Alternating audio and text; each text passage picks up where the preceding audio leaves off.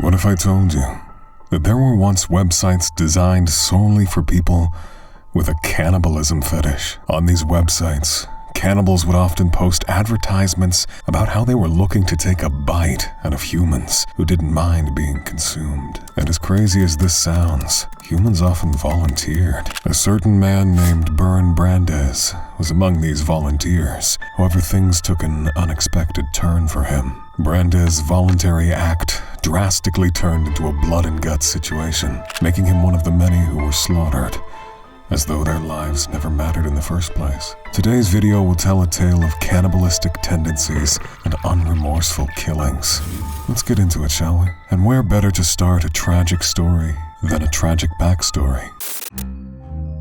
Armin Meiwes is a German who was born on December 1st, 1961, in Essen, West Germany. Armin's father, Waltraud Meiwes, was a police officer and, like most fathers, was working hard to provide for his family. Fortunately, he was able to save up enough money to buy his family a 36-room, 16,000 square foot mansion in Germany. Between Armin's father and mother, there was a huge age difference, because the two got married at the ages of 21 and 40, respectively. According to Armin, his mom was very controlling, manipulative, jealous, and paranoid to the point that she often accused his dad of cheating on her with other women. She would often say that she didn't get pregnant with Armin because she wanted them to have a child, but because she wanted to keep him by her side. Armin also had two older brothers from his dad's previous relationship, making him the only child of his parents. When Armin was about 5 or 6 years old, his half-brothers left the house, deciding that they couldn't take any more of what was going on at the time. Plus, it was possible for them to have done so, because they were significantly older than Armin after they left.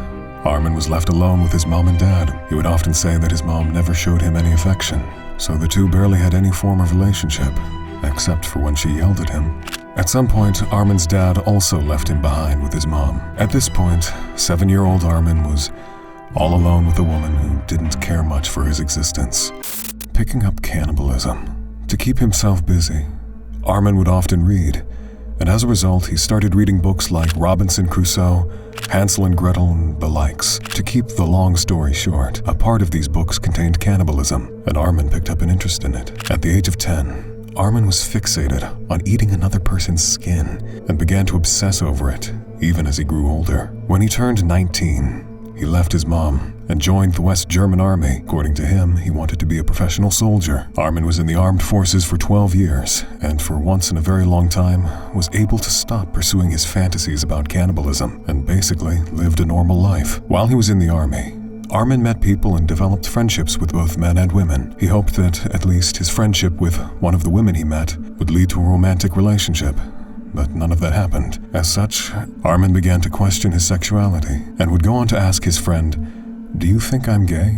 To which the latter would reply, "That's something you need to know. I can't tell you that." Interestingly, it appeared that everyone but Armin knew he was gay. Armin started drinking heavily and was involved in 2 car accidents due to strong intoxication from alcohol. His misbehavior led to his dismissal from the army, so he had no choice but to return home. He was 32 at the time, and he decided it was best to go back to take care of his mother. He also decided to take another career path, which was computer engineering, and was pretty much solid with that.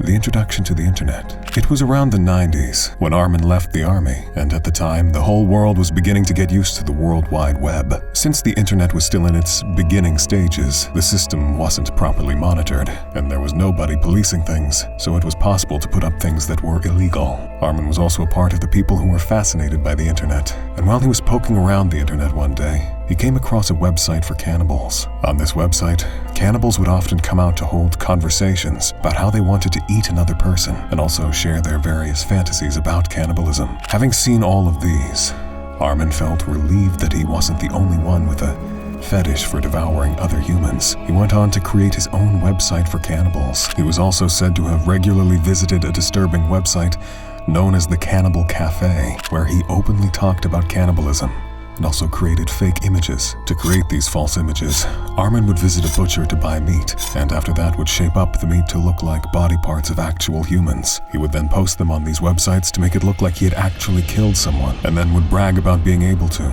He did this repeatedly, so people began to idolize him in their cannibal community. While Armin did all of this, he still kept his job as a computer engineer. On September 2nd, 1999, Armin got home from his computer engineering job to find his mom dead in bed. Armin's unusual reaction was excitement, because he felt free and felt good about not being under his mother's control or abuse anymore. With his mom gone, Armin thought he could further explore his cannibal fantasies. He decided to use one of the rooms in their mansion as his cannibal room. The room, which he turned into his cannibal room or slaughter room, had no windows on the walls. It had a cage and meat hooks dangling from the ceiling. Enter Cannibal Cafe. 2 months after his mom died, Armin decided it was time to begin posting advertisements on the cannibal websites he was visiting. He went on the Cannibal Cafe website and posted an ad asking if anyone was willing to be eaten by him. Although people claimed that others usually did this for roleplay, Armin was seriously asking. He would do this on multiple cannibal websites and often wrote his requests in German and English. One of Armin's ads read, "I'm in search for a young boy between 18 and 30 years old. If you have a normal build body and you're willing to die, then come to me. I am butchering you and eat your horny flesh." In Armin's ads, he was always particular about willing participants. He said that he didn't want to do anything to anyone who didn't want it. Wildly enough, he was getting responses from people. People were writing him back, but they didn't commit for too long, as they would later withdraw. All but one. One unnamed man responded, "Yes, I'll do it." The two began emailing back and forth, and the man revealed to Armin that it had always been his fantasy to be eaten up. Armin's response to him was, "All right, let's meet here at my house. We'll go through with it." When the man got to Armin's mansion, he was made to lay out on a table, with Armin explaining to him what was going to happen. However, the man told Armin that he didn't actually want to go through with being eaten. Armin told him, "Okay, let's not do this then." He allowed the man to get up and leave. This was basically because Armin wanted to eat somebody who wanted to be eaten. Although Armin didn't like that his plan didn't go through, he went on to papier-mâché a body and painted it to look like an actual body. He did the same with a mannequin and took photos of them, which he posted online so that other cannibals thought he was actually killing people and eating them. Armin meets Bren Brandes. After that incident, Armin was still actively looking for an adult human who was willing to be eaten, and after a prolonged time, he got a response from a burned Jürgen Armando Brandes. Brandes was a 34-year-old engineer who had separated from his wife because of his sexuality. He was gay and was also on the Cannibalism website. Brandes' response to Armin was that he volunteered himself to be eaten, and just like the first time, the two began sending emails back and forth, with Armin discussing ways that it would all play out. Brandes also assisted Armin by providing ideas of how he wanted his body to be eaten. He told Armin that he wanted his skull to be used as an ashtray, and that he wanted his penis to be cut off, and that the both of them should eat it. The two kept in touch until March 9th, 2001, the day before they both agreed to meet. After Brandes arrived, the two engaged in sexual relations, and Armin gave Brandes some sleeping pills, Vicks, and some alcohol. According to Armin, he didn't want Brandes to be in pain when they properly got into cannibalism. Brandes took the pills willingly.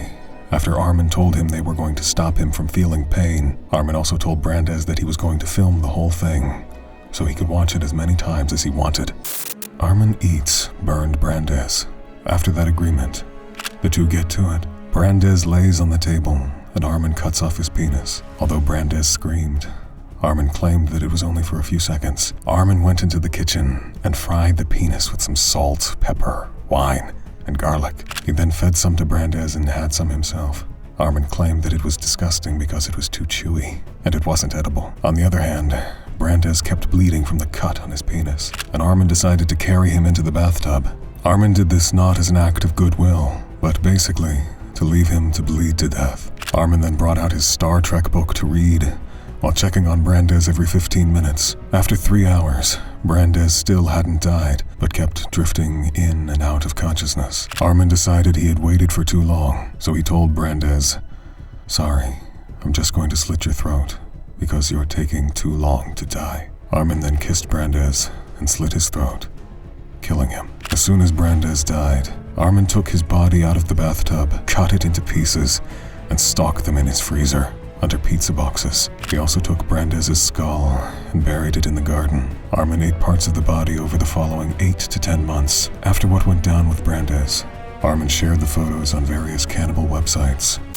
Armin's trial and incarceration. Around late November, Armin posted another ad on these cannibal websites, asking for a volunteer who wanted to be eaten. An Australian student came across this post, including the previous photos Armin had shared on the site, and decided to inform the police about them. On December 10th, 2002, the police visited Armin's mansion, and after a long search, found human flesh in Armin's freezer. The police asked him if it was indeed human flesh, and he said it was. He also gave the videotape of the killing to the police. Armin was immediately arrested.